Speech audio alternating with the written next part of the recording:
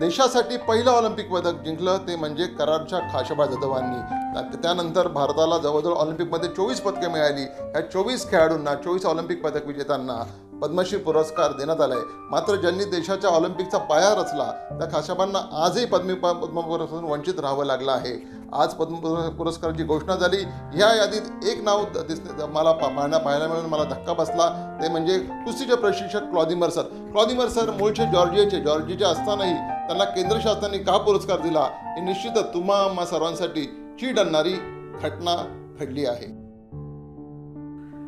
नमस्कार, महाभारता स्पोर्ट्समध्ये तुमचं स्वागत आहे। आज 25 जानेवारीला म्हणजेच प्रजासत्ताक दिनाच्या आदल्या दिवशी पद्म पुरस्काराची घोषणा होते। पण आज पुन्हा एकदा माझ्यासाठी आणि सगळ्या आमच्या खाशाबा जाधव प्रेमींसाठी एक दुःखाचा दिवस म्हणला पाहिजे, कारण की गेले कित्येक वर्ष 1984 मध्ये खाशाबांचं निधन झालं। 42 वर्ष होऊन गेली, त्यांना पुरस्कार मिळायला हवा होता। खरं तर 1952 मध्ये त्यांनी मेडल जिंकलं। त्यानंतर जेवढे काही ऑलिम्पिक पदक विजेते झाले सगळ्यांना ऑलिम्पिक पुरस्कार पद्मश्री पुरस्कार देण्यात आला। पण खाशाबा असे एकमेव आहे। त्यानंतर खाशाबानंतर लिएंडर पेज जिंकला, कलाराम मल्लेश्वरी जिंकली, सुशील कुमार जिंकला, PV सिंधू जिंकली। जेवढे होते ऑलिम्पियन, नीरज चोपडा असू दे, आणि काल परवाचे पॅरिस ऑलिम्पिकचे खेळाडू होते, सगळ्यांना म्हणजे जेवढे आत्तापर्यंत ऑलिम्पिक पदक विजेते सगळ्यांना पद्मश्री पुरस्कार देण्यात आलेला आहे। पण एकमेव ज्यांनी भारतासाठी पहिलं पदक आणलं, 1948 मध्ये त्यांनी बोटीचा प्रवास केला, नंतर 1952 मध्ये पहिलं पदक आणलं, त्यांना पण अजूनही पद्म पुरस्कारातून का वंचित ठेवलं तर हा एक प्रश्न आहे।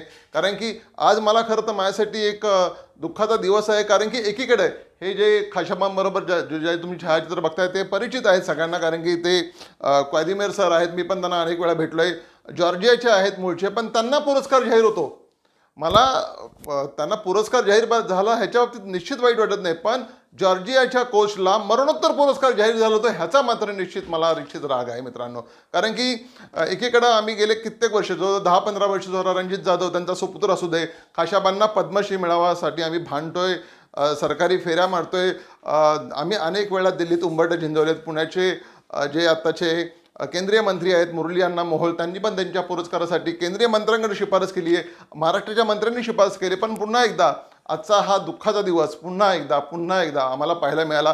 पण आजच्या दुःखाला वेगळी अशी किनारे, कारण की जॉर्जियाच्या कोचला जर भारत सरकार मरणोत्तर पुरस्कार देतं, कारण की त्यांचं आत्ताच 6 महिन्यापूर्वी निधन झालंय। एकतर असं खाशाबांना पद्मश्री पुरस्कार का दिला जात नाही ह्यासाठी कधीही सरकारने, केंद्र शासनाने उत्तर दिलं नाही आहे। त्यामुळेच थोड्याशा रागाने त्यांचे सुपुत्र रणजित जाधव हे यंदा कोर्टात गेलेले। त्यांनी 3 महिन्यापूर्वीच कोर्टाचे दरवाजे ठोठावलेत। माझ्या वडिलांना पुरस्कार का मिळाला नाही, कारण की आत्तापर्यंत सगळ्या ऑलिम्पिक विजेत्यांना पुरस्कार मिळतो, तर माझ्या वडिलांना का नाही।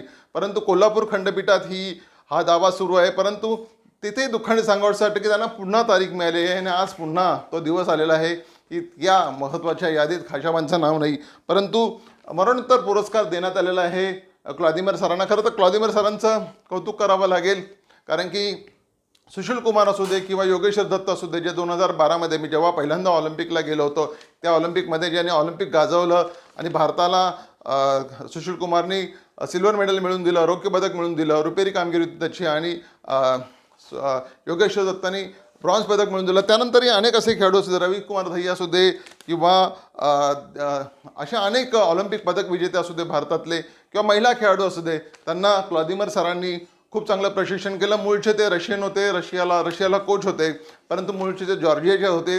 जॉर्जियातून ते भारतात आल्यानंतर त्यांनी भारतीय कुस्तीचा पाया घातला, त्यामुळे भारताला एक नवीन अशी संजीवनी मिळाली आणि ऑलिम्पिक पदक विजेते झाले।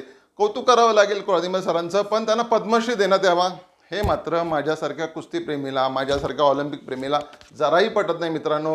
कारण की एकीकडं आपले खाशाबा 1952चं पदक, जवळजवळ त्यांचा आपण जन्मशताब्दी उत्सव साजरा करतोय, त्यांच्या मृत्यूला जवळजवळ 42 वर्ष झाले, आणि या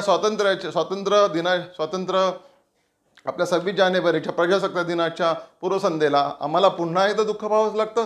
आपल्याला केंद्र शासनाने मला उत्तर द्यावं ह्या प्रश्नाचं, मला भारताच्या क्रीडा मंत्र्यांनी उत्तर द्यावं, मांडविया सरांनी उत्तर द्यावं की की तुम्ही असं का करू शकता. जर जर कुस्ती महासंघाला असं जराही वाटत नाहीये, क्लॉदिमरांना पुरस्कार देण्यावर माझा तर खरंच कुठलीही अडचण नाहीये, परंतु मरणोत्तर पुरस्कार का दिला हा मात्र प्रश्न आहे. क्लॉदिमर सरांना पुरस्कार का द्यावा, मरणोत्तर पुरस्कार द्यावा हा करता सवाल आहे. खरं तर विदेशी प्रशिक्षकांना हा पुरस्कार का देण्यात यावा हाच एक मोठा सवाल आहे. कारण की गेले कित्येक वर्ष, गेले मला वाटते 15 वर्ष झाले रणजित जाधव हे न्यायाचा दर्जा ठेवत ते आपल्या वडिलांसाठी.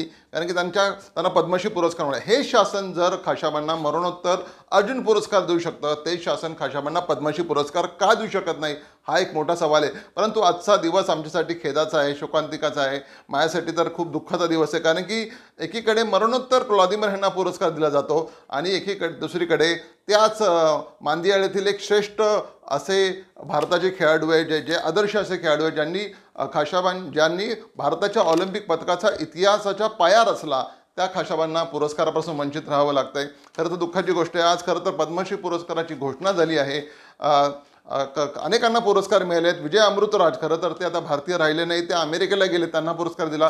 पण विजय अमृतराज यांचं योगदान आहे ते निश्चितच मोठं योगदान आहे, त्यामुळे त्यांना पुरस्कार दिला, त्यांचं अभिनंदन. आपल्या रोहित शर्मा क्रिकेटपटू, मुंबईचा आपला सगळ्यांचा लाडका हिटमॅन, त्याला पण पुरस्कार मिळाला आहे, त्याचंही अभिनंदन. परंतु आजच्या ह्या मांदियाळीत एक नाव मात्र पुन्हा एकदा राहिलं आहे, ते म्हणजे आदरणीय खाशाबा जाधव यांनी हेलिसिंकीच्या ऑलिम्पिकमध्ये 23 जुलै 1952 भारतासाठी मेडल जिंकलं.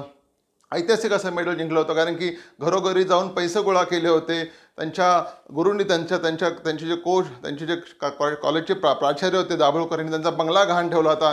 त्यांचे कोच वळवडे ह्यांनी पण त्यांच्या पैशाची वणवण केली होती. अक्षरशः एक रुपया गोळा करून ते हेलिसिंकीत गेले होते. भाषेची अडचण होती, मॅटवर खेळण्याची अडचण होती, अनेक अशा समस्या होत्या.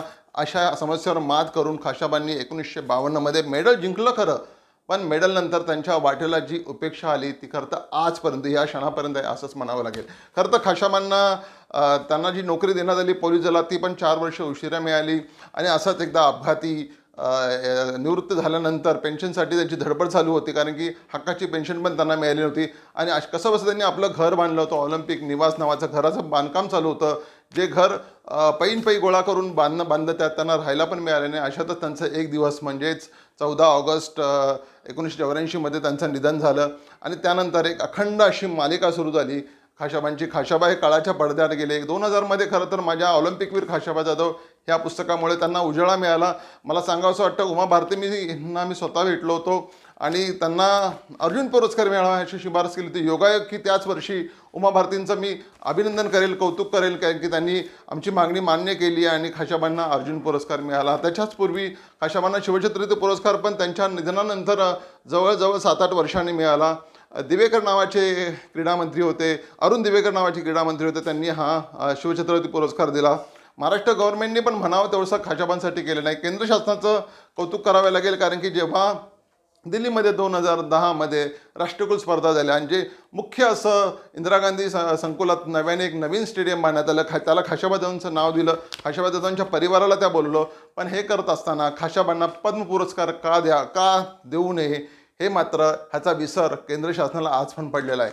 पुन्हा एकदा ह्या सगळ्या यादीत खाशाबा दुर्लक्षित झालेले आहेत. खाशाबांचं निधन होऊन जवळजवळ 42 वर्ष झालेलं आहे आणि गेले 42 वर्षाची नव्हे तर त्याच्या अगोदर जवळजवळ 50 वर्षाची प्रतीक्षा आहे की ह्या खाशाबांच्या ऑलिम्पिक वेड्या माणसाला, ज्यांनी देशासाठी पहिलं पदक जिंकलं, त्याला पद्म पुरस्कार मिळू शकत नाही. खरं तर सांगावंसं वाटतं की एक महत्त्वाचा बाकी की केंद्र शासन जेव्हा उत्तर मागतं की खाशाबांना आम्ही का पुरस्कार देऊ नये, त्यात एक महत्त्वाचा गोष्ट आहे की ती म्हणजे मरणोत्तर आम्ही पुरस्कार देत नाही.